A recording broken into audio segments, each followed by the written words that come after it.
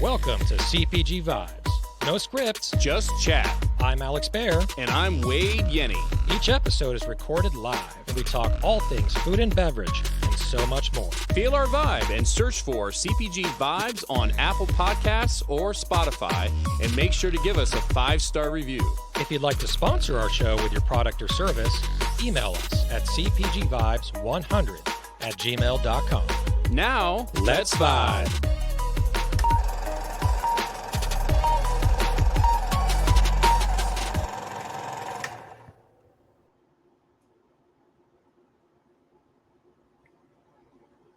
Wait, I can't hear you.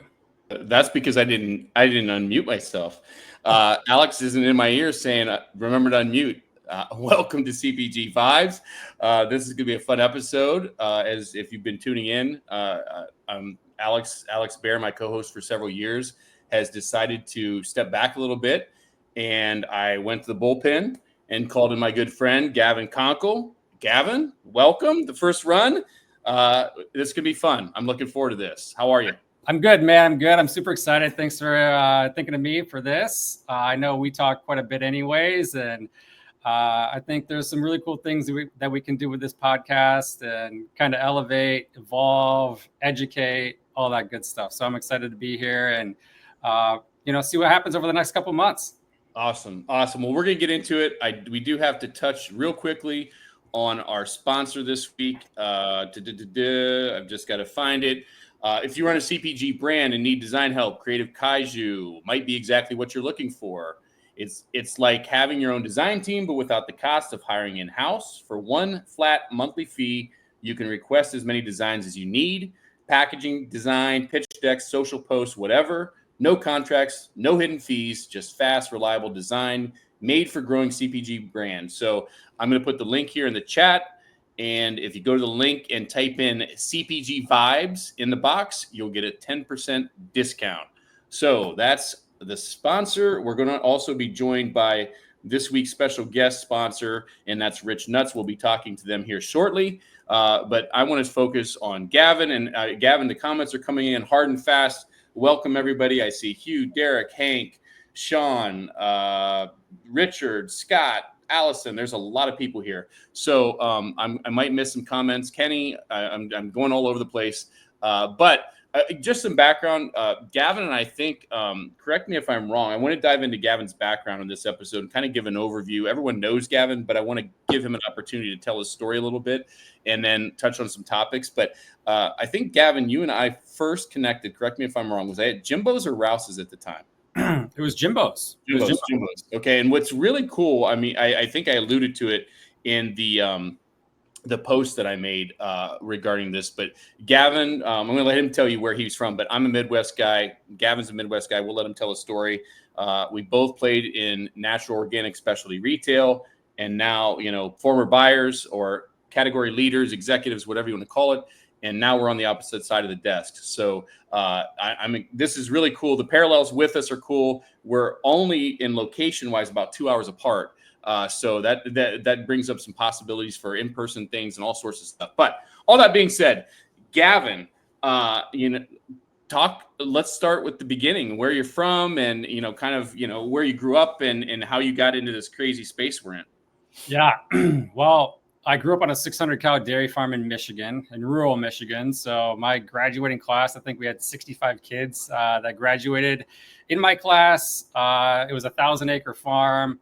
I went to school for CPG marketing at Western Michigan University in Kalamazoo, and I've been in the food industry since. So quick fun fact, I've delivered over 1,000 baby calves in my career, which ended in 2014 when my parents ultimately sold their farm. So that's really cool. I first got into the CPG space with basically Pepsi, as a merchandiser. So I got to understand the back room of the stores, merchandising on the sales floor. Quickly learned that I didn't necessarily like being a number, and just, pushing out cases and cases every single day and all that good stuff. Quickly found a new job with Prairie Farms Dairy, which was obviously back into my dairy background as growing up in that as a kid. Was there for 4 years.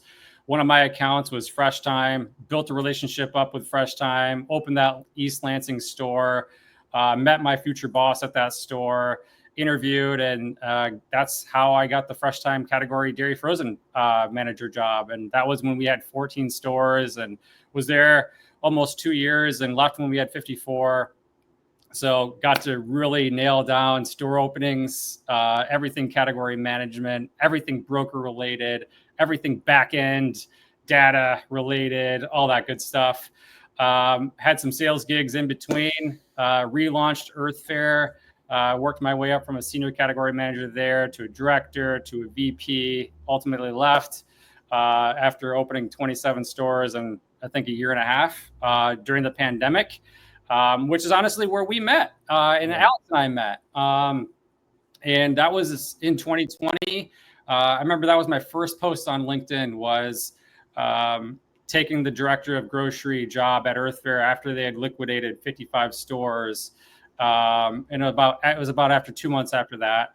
But I made that post. I think it got like 900 likes on LinkedIn. Everybody was shut down. We were working out of a coffee shop illegally for multiple months before we opened our first store, our first West Asheville store again. And, that's where you and I started connecting. And like I started seeing your posts on LinkedIn and Alex's posts and Mark Samuel's posts. And it felt like I was part of that group a little bit. And then I think we started DMing each other on the side a little bit. I remember I had a bad day at work or a bad week at work. And I just said, you know what, let me call Wade. And like, we started connecting on the phone, and then our relationship just started to grow and develop and all that kind of stuff. And Alex, I think he was the first person to have me on a podcast. That was really cool. So I think I was on his 15 minutes of genius. And then shortly thereafter, Mark Samuel's podcast, and really cool stuff. But what I've always been passionate about in CPG is honestly the relationships, building myself, trying to help build others, build brands. I think as a buyer, I did a really good job with that. I think my buyer broker relationships were always really solid. It was a way to grow their brands in our stores and all that kind of stuff. So I'll stop there because I've talked for, I think, 5 minutes straight.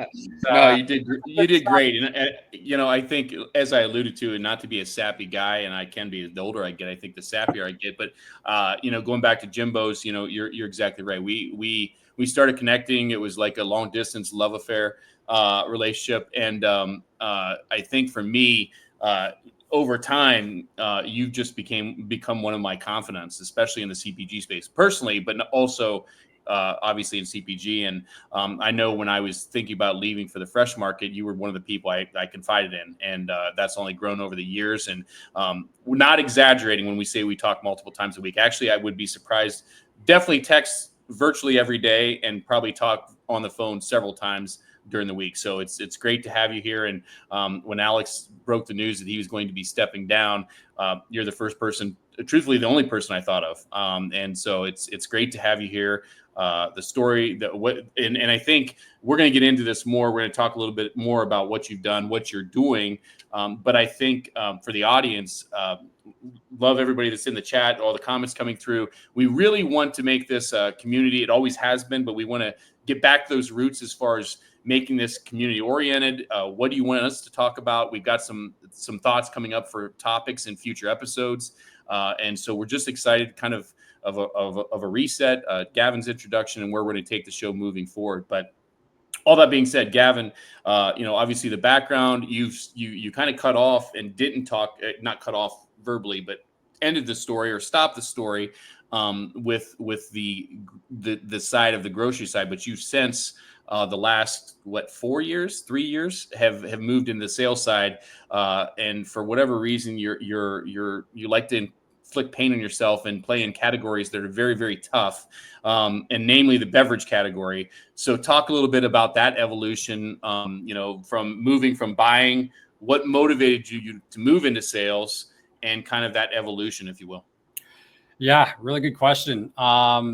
I would strongly advise not doing the career path that I've chosen. I've moved quite a bit and had to find jobs quite a bit. So ultimately, I think just from my perspective, like I think I really started coming into my own around 27, 28 of like what I wanted to do with my life and like full confidence in my abilities and things like that. And sure, they've been checked since then. Definitely some humbling experiences. But yeah, I've been on the beverage side for the last 3 years. Definitely been challenging. Beverage is not easy. Just because you create something in liquid form doesn't mean it's going to fly off a shelf. There's so much more that goes into it, with marketing and right product, right time, all those kinds of things. I'm really happy where I'm at now. A brand called Be Amazing. We're a wellness-driven company. We have supplements, but then we also have this cool ready-to-drink greens, which is the first of its kind. It's been relatively easy to sell, to be honest, because it does taste good and it's super healthy for you. There's 25 calories in it, less than 1 gram of sugar, 4 grams of prebiotic fiber, and then 10 organic fruits and veggies inside every can. So if you drink this can, you're getting the phytonutrient equivalent of a fruit or a vegetable serving. So I don't know if that answers your question. It does, totally. The sales side, it's not for the weak-hearted. I've dealt with some really cool personalities, some really dynamic personalities, some very, very optimistic personalities. And I think that's where I can help guide conversations on this podcast too, is, it's not everybody's the same. It's very different, brand to brand, job to job.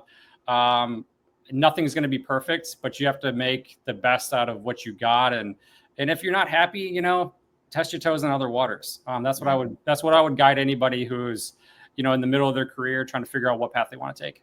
Yeah. And I think it's something you've done well, not being fearless, but just simply going from there's a lot of anxiety when you make that kind of move. It's very significant going from what you've done, what I've done over the years to what you're doing now. And, certainly I'm sure much like myself, you've taken your share of lumps as well as learning as far as that goes. So we're going to talk more about that. I have to acknowledge, Sean says, Sean Berg met Gavin when I came up and crappily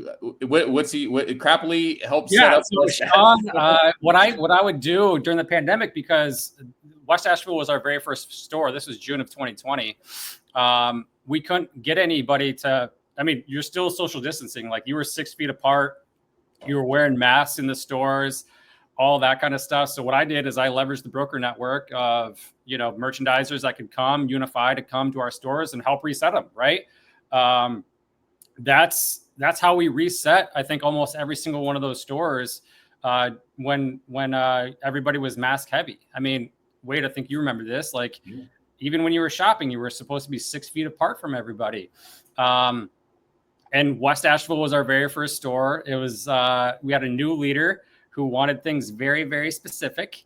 And I still love that guy to this day. He made me so much better as a category manager and director and all that kind of stuff. But when you have a really high expectation for somebody who pushes you, I mean, ultimately that's where I thrive, and personally love that dude. Awesome. So we got Sean. This is Derek Brawley. Sometimes it says LinkedIn user. I see this. Derek Brawley says, I once drove samples that I promised to Gavin on the show from Montreal, hand delivered them to him at Earth Fare. That was our first meeting. Yep. I remember that. I think he helped clean some rivers later that day or earlier that day in a kayak. I would be surprised if he didn't, knowing Derek. Martin Stoops is with us. He was here for episode 1. A must to be here today. We've got Peter from Brand Arctica. Sup, guys? What's up, Peter? We've got Rich Monez. We've got Allison Clay. And who's this guy? Alex Bear. Sounds familiar. A truly historic day for CPG Vibes. Thank you, Gavin, for stepping up and for all the love from the community supporting me stepping down as Gavin stepped up. Also love you, Wade. Love you back, brother. Thanks for being a great friend and co-host. Couldn't have done it without you. Probably wouldn't have done it without you. So thank you. So want to get into a little bit of the personal side because that's a big part of who you are, especially since, I don't know, maybe December of last year. Why don't you fill everybody in on that aspect of what's going on with Gavin? And if you're just joining us, trying to set the table here a little bit as the show moves forward, and you see Gavin more, and you're understanding where he's coming from. A big part of his life is Gavin. Man, my life changed a lot in the last year. Last couple of years, Kathy, my wife, and I, we bought a house. So that's, we're millennials buying a house at, for me, 35, I guess, at that time. But we also just added 2 additions to the family, which are twins, which was very, very surprising. Twins don't run on either side of our family. So they just turned 8 months old a couple days ago. Theodore and Eloise, boy and a girl. So, juggling that over the last 9-10 months now, as Kathy prepped up for having the babies, and then ultimately those sleepless nights that we still sometimes have, and definitely had the first month and a half. And then, obviously being in the position that I am at Be Amazing, and the travel that's associated with that, and the stress that's associated with it, and just work-life balance. Like I've had to personally sacrifice any selfish, thing that I had going on personally. And, we've had to switch it up a lot, but that's stuff that, you just kind of, no one can tell you, you have to adjust that. You kind of just have to do it to try to be a good parent. Nice. A couple more comments. This one I love from Martin. Does this mean Gavin can't win any giveaways? That's 100% correct, Martin. I think your odds of winning, if and when we have prizes, just incrementally grown, exponentially, I should say, grown immediately. Kenny says he met you and his life changed forever, and he realized how far you can take denim. Melissa, nice, authentic intro. Rich says, I'm a father of 3, and I think twins would be a wild amount of work at times, not to mention pricely, right? I mean, the diaper bill alone has to be ridiculous. Yeah, it's definitely, again, those are sacrifices. Those personal things that you want to buy on the side. It's like, those are going to wait. I will say, like, we're pretty naive. Like we have twins first, so we just don't know better, right? Like we know it's difficult. There's 2 of them. It's a lot of time allocated to each kid, or both of them at the same time, and you're exhausted. But I think the positive is we just don't know better. Right. Well, it's going to be fun as the weeks and months go on, and who knows, maybe years to hear updates. Is if I don't get them texted or see them on Instagram or Facebook, we're going to be able to talk about it here too. So yeah, Derek Gold says, boy and a girl, you nailed it. Rich says you have to buy double of everything. That's great. Yeah, the amount of people who have told us that over the last year now, since we've known we're going to have twins, is if I had a nickel for everybody who offered us that advice, we'd be rich. It definitely is. I mean, it's two literally of everything. Diapers, wipes, it's clothes, it's formula, it's baby pouches, all that good stuff. I mean, it's honestly endless. But we're so blessed at the same time, right? Like we got a boy and a girl. I think Kathy going through her pregnancy, and don't want to speak for her, but I think she was probably just cool with having one. So we got the good old grocery retail BOGO. So happy with that. I love that. So again, if you're just joining us, we're welcoming Gavin Konkel, our new our new co-host. See, I'm not used to talking this much. Our new co-host, he's been a friend of mine for years, and a well-known figure in the CPG space. And this show's a little informal and not really a general topic we have at hand, aside from just welcoming Gavin and getting to know a little bit more about him and his background. But moving forward, we welcome your comments. Direct message Gavin, direct message me, put something in the chat that you'd like us to talk about. And we have plans ahead to talk about marketing, operations, broker relationships, all those things that you're used to hearing about on the show. In the weeks and months to come, we're going to be diving into that as well as welcoming guests periodically.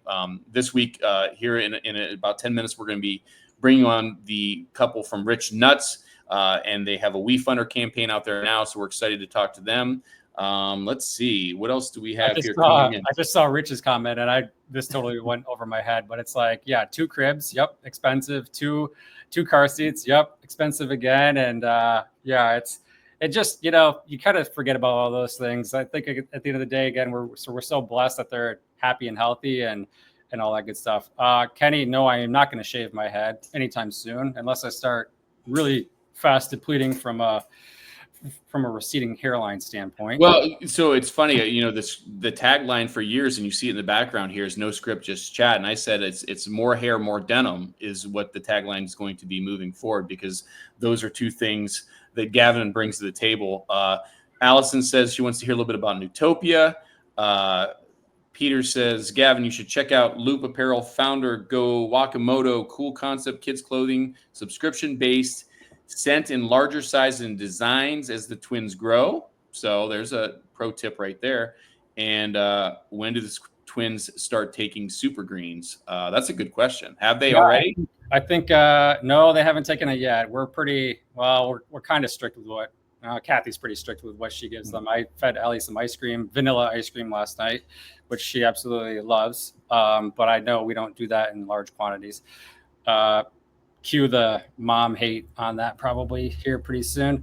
Michael Shelley's a cool dude. I think, we've talked quite a bit with Spins as a Be Amazing company.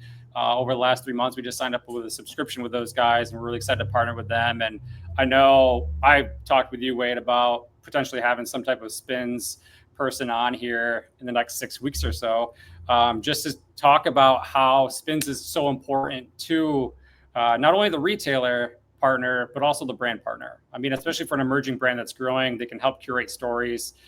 They can help guide you as you're building out decks. They can help guide you when you start taking into account the data that the retailer is providing them and about your SKUs or your brand and how it compares to other brands. So I think Spins would be a really cool guest to have on in the coming future. And I know we talked about brokers, getting buyers back on here and just getting all the insight that we can get from those guys too, and just can kind of continue to provide an immense amount of value for the community that you guys have built over the last 4 or 5 years here. Definitely. And Derek says the twins are screening super greens, and Allison wants to know if you'll trade the babies for her high schoolers. That sounds terrible to me. That's not a good trade. And so let's touch on Allison's ask about Newtopia. Luke Abbott and I, my boss, V Driven. Luke's traveling right now. He's in Wisconsin, or headed to Wisconsin, I should say. Talked a little bit about Newtopia this week on our other podcast, my other podcast, CPG Office Hours, cheap plug, which airs on Wednesdays at 12 p.m., 3 p.m. Eastern. And this coming week, it's going to be on Tuesday because we've got some conflicts there. But relative to Newtopia, question for you is, number one, were you there last year? And number two, are you going this year? And or any thoughts behind it from your team as to why maybe it's not a priority yet, or some thinking behind your strategy relative to shows in general? Yeah. So for us, we did not go last year. We're not going this year. We're still pretty bootstrapped from a financial budget. So we don't want to overinvest. We did just participate in the Unify Vegas show. That went over pretty well. We obviously invested a lot into Expo West. One of the reasons also that we're not going is because we've had so much immediate success here at Be Amazing. So by the end of this year, we'll be in about 5,000 doors across the United States. We just recently launched at Sprouts less than a month ago. So we're, just for a show like that, it's just like, what are we actually going to get out of that? And can we afford to get anything out of it right now as we're trying to take care of all of these retailers? Right. And so removing yourself from Be Amazing for a second, I'm not firing you, but just your thoughts in general based on your knowledge, what you know, what you've heard, who you've talked to. about Newtopia, excitement level as far as what's going on. What are your thoughts? Personally, like, I think the timing is kind of rough, like, I think that's what I heard last year. You have, like, down here in the Carolinas, Wade, like, kids are already back in school, Right. and have been back in school. So when I think of the Expo East timing, and that's what I can speak way more fluently on, because I went to that show, I think 5 or 6 times. That was at a pretty good time because you're kind of coming out of you're coming out of trade show season, which is really June and July. Like, you have a lot of trade shows in June and July. And then Expo East was typically like that last week of September or that first week of October. Maybe they bled over a little bit. And that was that was typically like the last show that a retailer would go to for the year. And then it's obviously all holidays.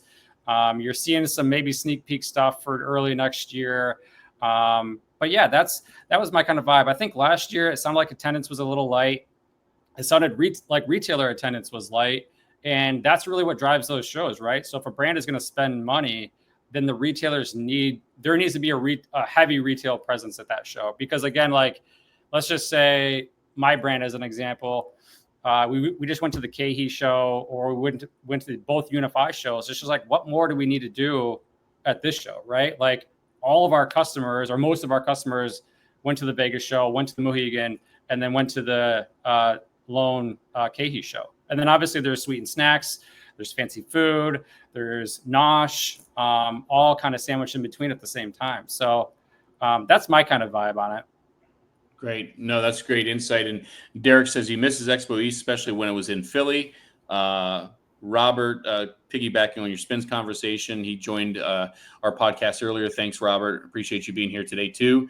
He says, we analyze the spins on 10 to 15 SKUs in the beverage aisle. All about the spins. No doubt about it. Valuable data. And data is very important. Wait, I'll throw it back to you, though. Like, what is your, like, it sounds like you and Luke are going to go. I'm actually not. Luke will be there. Brandon from our team will be there as well. V-Driven is hosting a pitch slam for Sprouts while they're there, participating in a couple events while they're there. So I'm actually going to be visiting my daughter next week. So I probably would be there otherwise. My vibe is pretty much echoes what you said. I think, Luke and I talked a little bit about it Wednesday. Just in general, it's, it is an awkward time. He's in the comments here saying it's hard to have a show in August. Totally agree with that. But then I think the jury's still out. Last year was the initial year, and there was some excitement and buzz over the show. Kind of what's it going to be? It's different location, timing, and I think in general the feedback was good. What I'm hearing is, it's a mixed bag, right? I think there's going to be a decent turnout. The bigger question I have, and you alluded to, is the retailer aspect. And I think I don't have a pulse on that yet. And I'm hoping after Luke gets back, we'll talk a little bit about it to find out who's going from the retail side, because you're exactly right. At the end of the day, if the retailers aren't there, it's just a show and tell for brands, and it's, that's it, and so retailers have to be there, and the important retailers have to be there to really make it a worthwhile experience. And we'll see. We'll know here in about a week and a half as to at the end of the day, at the end of the day, like, trade shows are expensive, right? Like, there's a cost for a booth, there's costs for the flights, there's costs for hotels, and then what, two or 3 days worth of travel from to getting there, to being at the show, and then to leaving. And what I appreciated about the Unify and KeHE shows is those are buying shows. So, like, as a brand, you're actually selling to either your existing retailer partners or to prospective ones that can pull out of the Romeo Valley, DC, or whatever, right? And there's a huge incentive for us to be there on top of our game. And that's obviously to get more cases out the door. So with Newtopia being so close, it's just like, again, what more? And I'm not trying to bash it, but What more do you need to do come middle of August? Right. So we got a question for you from Luke. Is Gavin going to Sprouts Con? That's around the corner as well. Man, I've got a busy week next week, Wade. I fly out to Sprouts Con Sunday afternoon. I'm going to go to the show for the majority of the chunk of that. And then I've got a meeting out in Boise, Idaho the next day. So I'm getting in late Monday night to Boise, and then I finish up that meeting, and then I fly to Grand Rapids for a meeting there. That's Wednesday morning. And then I fly back to Charlotte, and then my week's gonna be done. But that's wow. Well, we'll come back to that in a second because I want to bring our sponsor this week on. It's Samantha and Rich with Rich Nuts. I'm going to bring them on now. Welcome to the show, guys. Good to see you. And Gavin, I'm going to let you start while I get their link up and put it on the screen. Yeah, Rich Nuts. Good to see you guys again. I met you guys 4 years ago. In I think December at Nosh, the Nosh live event. I was a judge and speaker at that event, and when I was at Earth Fare. And the coolest thing was there was a lot of buzz about the nuts, but Rich came out in a kilt, I feel like, and really stole the show. So Rich, great to have you on the show. Yeah, good to see you, Gavin. I do remember that was the first time we met when we did the Nosh Pitch Slam. And you were one of our judges. Yep, absolutely. Well, yeah. Tell us a little bit about your product and tell us a little bit about why you're on the show today and all the things you guys got going on. Yeah. Okay. So let's see. Our product, this is Samantha, she's the CEO of Rich Nuts, and I'm Rich, the founder. Basically, what we do is we sprout nuts, which makes them more digestible and more nutritious. The reason I started sprouting nuts was I was working as a firefighter in Malibu. I did that job for 20 years. And while I was out on these big brush fires, what I found was there was not a lot of healthy food available. So I would eat a lot of raw cashews because I really liked the taste of them. And I started to develop all kinds of digestive issues, gas, bloating, brain fog, stuff like that. And I did some research and I found out about this thing called sprouting, which is a way to activate any kind of nut, seed, grain, or legume, making it more digestible and more nutritious. So I started developing this process. They came out really good. And all my friends and family and fellow firefighters, every time I walk in the room, hey, you got more nuts? You got more nuts? You got more nuts? So I kept making them and giving them away for 6 months to a year until I realized, hey, this is getting to be a very expensive hobby. So I told all my friends and family, I love you guys, but you're going to have to start paying me. And that's basically how Rich Nuts started. Nice. Well, Rich, you're a popular guy here because in the comments, Derek Gold says he met you at Expo West. Hugh says he loves the curry sprouted cashews. Hank says you're repping us Scots. Rich Monez met you at the same time. Hank says, hi, Samantha. And yeah, so I've got the link up here for the WeFunder campaign, and it's wefunder.com/richnuts. Tell us a little bit about what you're doing with the WeFunder campaign, what your goal is, and what you're going to use the money for. Yeah, awesome. So we've been relatively self-funded. We've taken a long time to build this company because neither of us were in CPG. And finally, we know our business model. We were trying to manufacture. Now we're not. We found a co-packer. So now we've got a really good business model, and we finally feel comfortable stewarding other people's investment. So we've launched a WeFunder campaign. We're looking to raise $1 million. We're almost at 250,000, which is a big milestone for WeFunder. And so, we're hoping to tick over that 250,000. And then what that's going to let us do is really turn up the dials on our business, buy more inventory. We've got a PR firm waiting in the wings. We've got a great broker just about to start pushing us out there.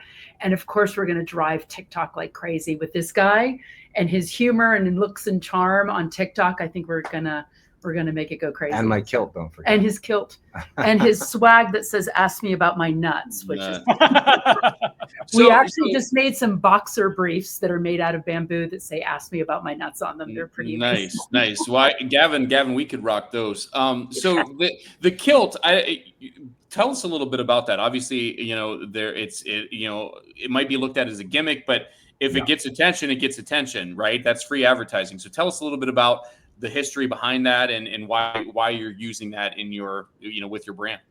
Yeah. So I started wearing the kilts. They're not the traditional tartan style kilt. It's more of like a utility kilt. I started wearing them at Burning Man. I loved the feel and just the freedom they provide. And then I started wearing them with Rich Nuts. And with this shirt, it was a good combo because ask me about my nuts and I'm wearing a kilt. So I had some really funny interactions at the different, like at Expo West. People coming up and asking me, oh, are you wearing that thing traditional and all this stuff? So I didn't really know what to say, but then finally this one woman came up to me and was asking me why I was wearing a kilt, and I said, well, because I'm selling nuts. And that was the best joke I could come up with it. But I am a wee bit Scottish on my mother's side, so I just love them. I think they're fun to wear, and it's great for the whole gathering attention combined with this shirt. It's been a winning combo. I think if it was just a gimmick, it wouldn't work so much, but it's so authentically part of his style. I mean, we go to parties and he wears them. We went to Thailand and he had one made as a 3-piece suit. So it's kind of part of his style and it's authentic. So I think that's why it works. Yeah, that's super cool. I mean, like, I know we talked about this as we were coming on, but it very much feels like a brand that can get pretty viral on TikTok because of how many people that is going to click through that. They're going to ask a lot of, I mean, it's going to, there's just a lot of viral things that can happen with it. And then obviously with you guys having, I mean, arguably some of the best tasting nuts out there, and it sounds weird saying that out loud, but I mean, again, I had a booth next to you guys, I think a couple years ago when I was with Cloudwater. And I mean, that's literally all we ate at the booth for 2 straight days, basically. Yeah. And it just feels like it's got a lot of virality behind it. How are you guys doing, or how are you guys doing over the last couple of years in retail? Is that going to be a focus, or is it going to be more driven on D2C? I think we're going to start with more D2C. Again, we've been self-funded, so we're super scrappy, and we would love to attract a partner who's like walked this journey before. So we're a very small team. We're going to push D2C, obviously TikTok. We also, I don't know if anyone's heard of Opener AI, but it's this new AI platform that helps brands get into direct wholesale to all these small independent stores. So we're going to test that platform out so that we can maintain control of all of that before we try to small brand roll into a really big store before we've got legs underneath us. We've been doing really well. You know, you talk about the virality potential of this business. We've got a great founder story. You know, you talk about like the gimmick of the kilt, but like you said, we have an extraordinary product. It tastes incredible, and the impact on health with the sprouting is a real thing. So we've got everything it needs. And I think all we need is some funds and a real good direction. We're not like a gimmick with a crappy product or a great product with no story. I think we have all the pieces, and now we're just ready to get it rolling. But we will start direct to consumer and then slowly roll into retail. We just don't want to jump into anything too big before we have the funds and the light to fire it. Yeah. And to be clear, we are doing pretty well on direct to consumer. I'd say 70 to 80% of our sales come from. Yeah, I think that's a really smart strategy. It sounds like you guys have thought like really, really, really hard about the direction you guys want to go. I think a lot of people look at retail as like the shiny object, and some people want to go all in with retail. And I think a lot of founders, especially, they forget or don't realize how expensive it is across the entire ecosystem, from the retailer to the distributor to the broker partners to everything. Yeah. And if you fall flat on your face early, those are expensive mistakes. Yeah. So if you guys got a really good baseline on D2C, own that, crush it there, throw it on TikTok Shop. And I mean, if you guys are happy with the volume, be super happy with the volume. But don't chase the shiny object if you don't have to. Yeah. I think, like you said, it changes the whole dynamic when you come into retailer and you have a huge following online and you're already doing, tens of millions of dollars of sales there. When you go into one of these big retailers, they want you because now you're bringing customers to their store. That's kind of the model is flipped a bit, which is great because I enjoy making content. I don't enjoy editing it, but there's a lot of fun to be had. I'm super active lifestyle, so I'm always pushing a lot of lifestyle stuff.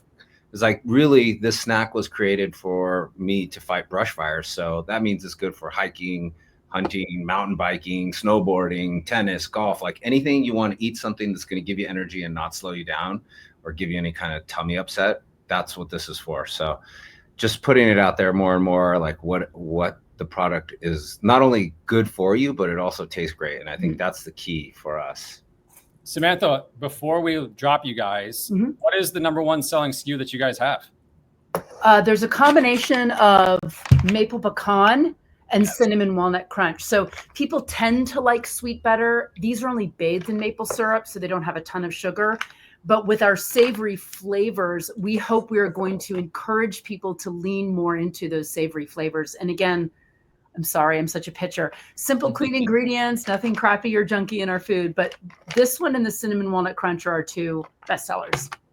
Awesome. Nice. Well, just a couple quick comments before we drop here. Ben, thanks for joining us. Says, make sure you've got the gross to net profile figured out on that distributor model. Distributor models can be especially starting out. Of course, we have your link. The link for the website is www.richnuts.com. And I believe you're going to throw a bone to the people listening in live here now, as well as maybe beyond that. So I'll let you spill the beans on what you're doing there. Yeah. So just for this podcast specifically, we're having a discount, 20% discount off your first purchase. Vibes 25 is the discount code. You put that in at checkout. That's VIBES, no space, 25. So Vibes 25, and you'll get 20% off your first purchase. We were going to do it for 24 hours, but we extended it through Labor Day. So look at this. Before even this discount, Carrie says she just ordered the Savory 3-pack. She can't wait to try them. Your website experience was very smooth. So that's great. That's great. So once again, we've had Samantha and Rich from Rich Nuts on here. The WeFunder is wefunder.com/richnuts. The website is richnuts.com. And again, that code was Vibes 25.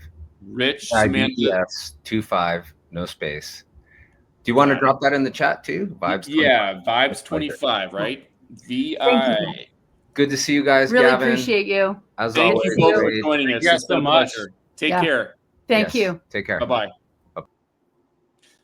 All right, Gavin, that was fun. That was. Let's see. So we were talking.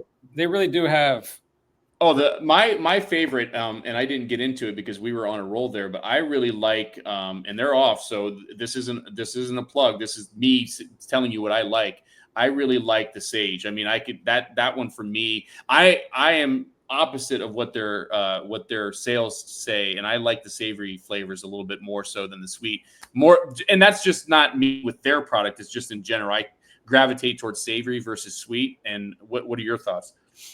Well, the maple pecan is amazing. I brought some of those home from Expo West and put them in vanilla ice cream because I love ice cream so much, and like it's match made in heaven. So yogurt probably too would be awesome. Like, not to segue, but that could be a food service opportunity, that specific SKU with some type of ice cream parlor, whatever. That'd be a good mix in. Yeah, gracious discount, great people. I know I talked to Rich at Expo West this year when he was there, and we did a live show, so that's great. But before we brought them on, Gavin, we were on something, and remind me what it was because I'm older than you and I can't remember. We were talking about something, and we said we'd get back into it after. Man, it's a blur. I mean, I know we were talking about Utopia. SproutsCon. It was SproutsCon. Sure. SproutsCon. So talk a little bit, and again, I know Luke and I had spoken a little bit about his experience with SproutsCon. Obviously, he's been involved with Sprouts for years.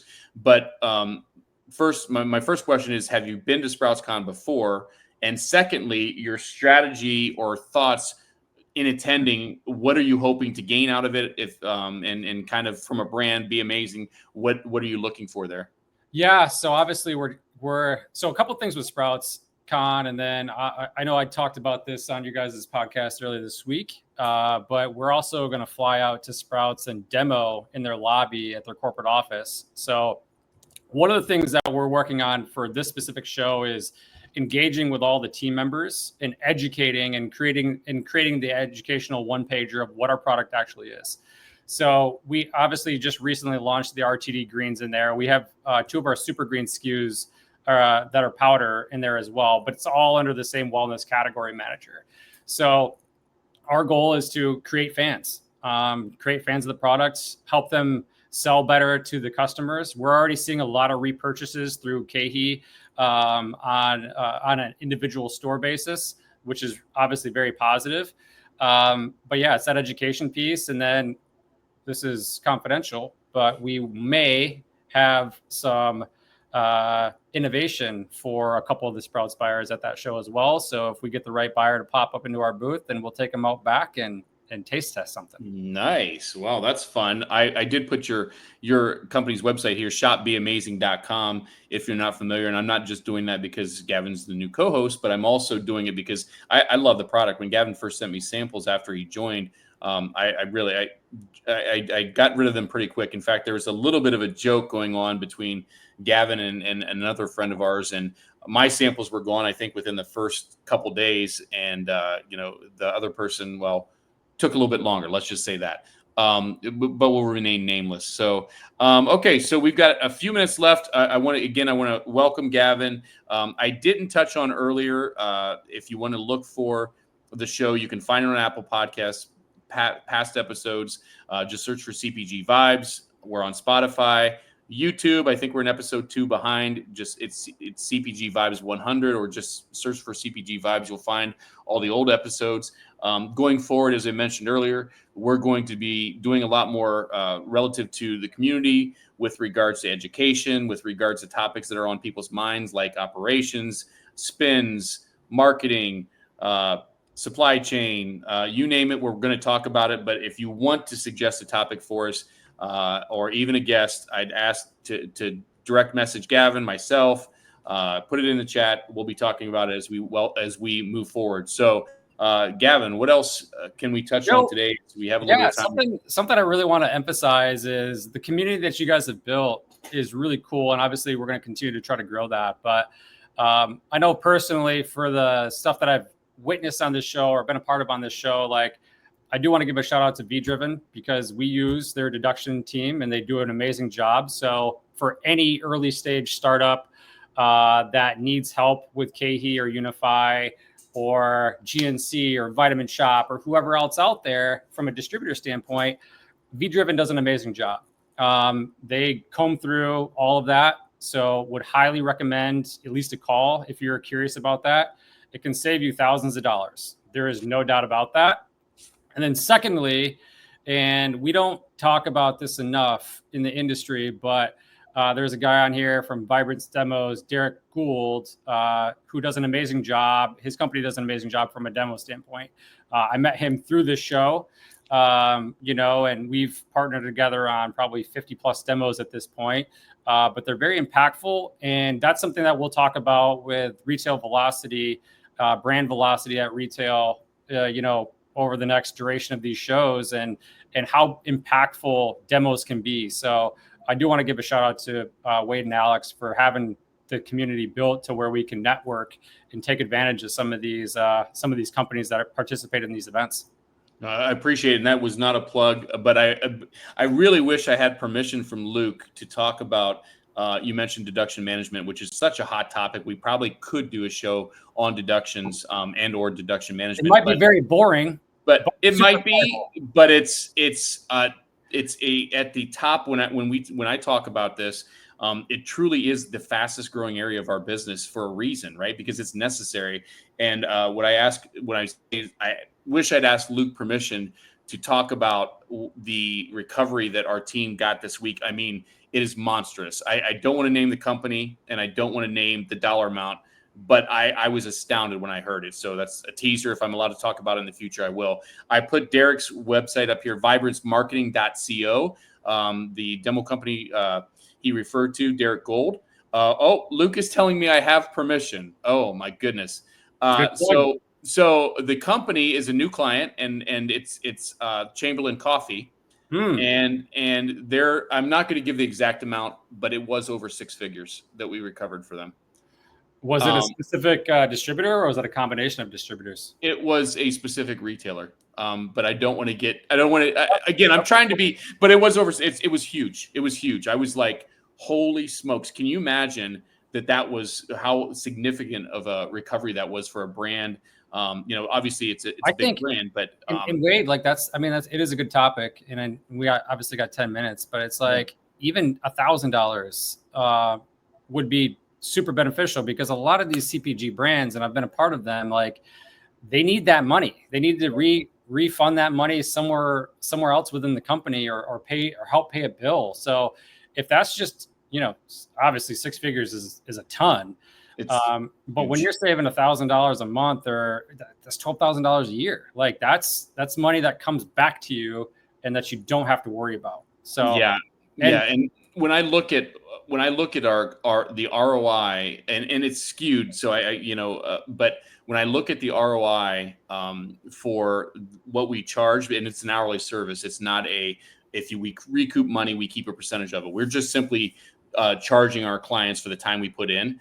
And it's over the ROI for the 4th of July for those clients was nearly 3x what they spent with our services. So that's how much they got back. So it truly does pay for itself. And plugging V-Driven and those services aside, the thing to think about is if you don't need to employ someone like us. It helps certainly, and if you don't have the resources, there are other comparable and very capable people and companies out there that do this.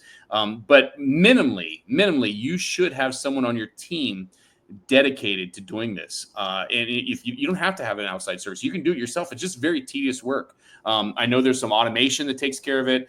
There's a number of ways to do it, but if you're not doing it, you're losing money. End of story. So you are 100% missing out.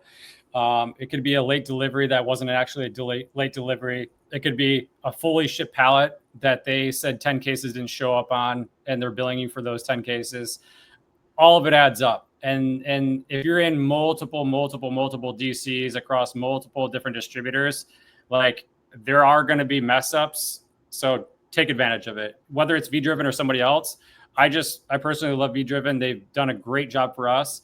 I would say if you have blurred vision, they create a lens that gives you HD vision.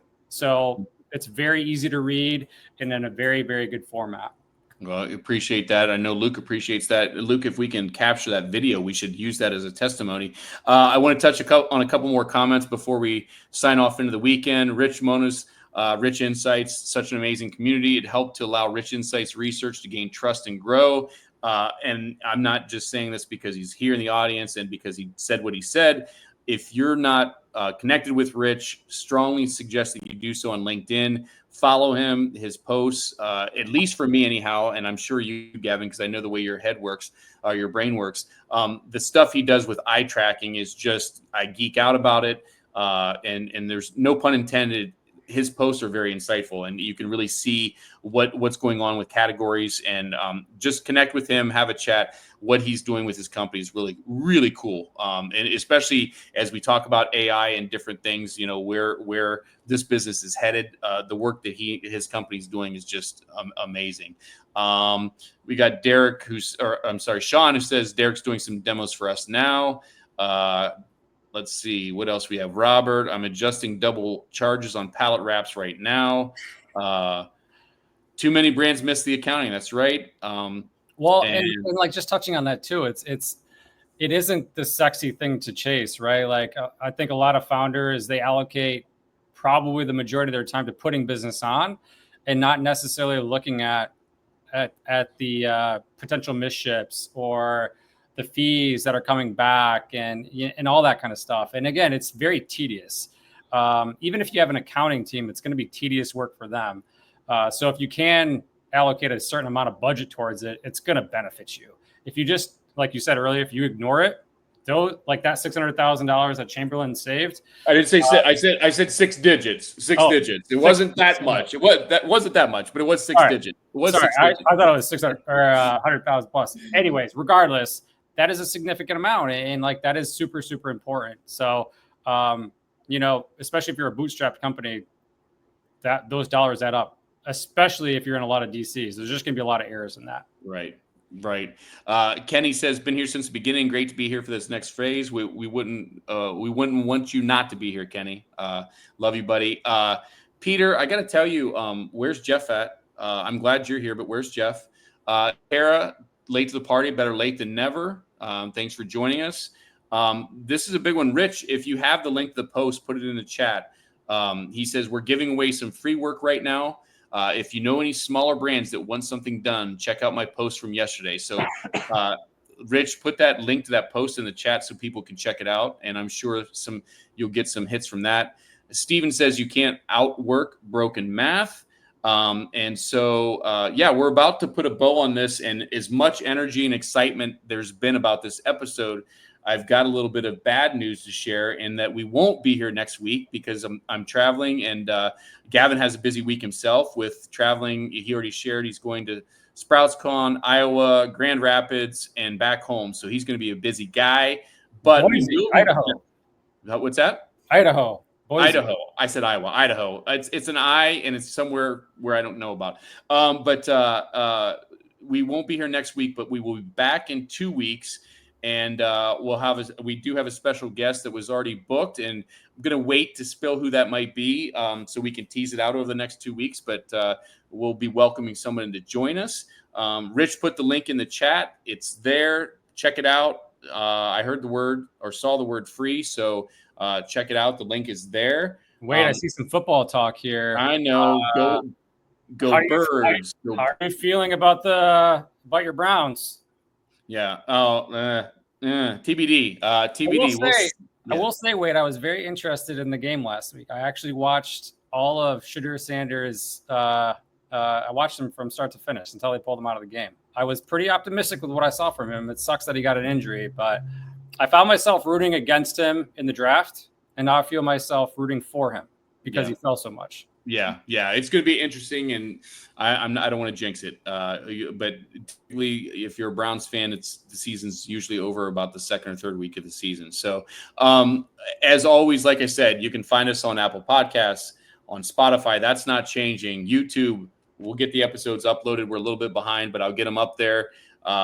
And then, of course, you can rewatch this here on LinkedIn. You just need to go back and refresh the page and start from the beginning. Reach out to us here on LinkedIn. Anything else, Gavin, before we sign off on this first sale of this thing? I mean, I see this last comment from Hank, which is anything happening with Kava. I don't know if you want to touch on that or if you want to leave that alone. I mean, we've got a couple minutes. If you want to go for it. Does he mean Kava, the food brand, or Kava, the... No, see, so I think there's a little bit of difference here, Hank, because Kava, I think, gets lumped in with Kratom. Kratom is the one that really, I think, is the concern.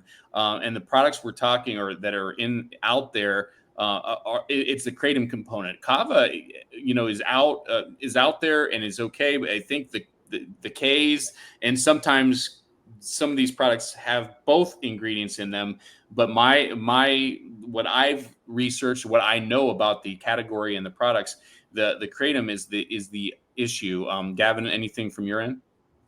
No, I don't want to touch on that. I think if we end the show on this last note, which is I did see the alcohol consumption numbers that came out, and it's like think at the worst point in United States history since the early 1900s. So I think that's just goes to show the THC beverages exploding, the non-alc category exploding, and people are just drinking less. So I think that's kind of like a nugget that I saw this week, and I think it's a trend that's here going to stay and going to continue for quite a while. Great. Well, there's a couple of people in there that are speaking about pretty much what I said, the current issue. So I'm right. And good. Well, good stuff. Gavin, it's been fun. It went fast. We'll see you back, everyone, here in 2 weeks. In the meantime, take care, everybody.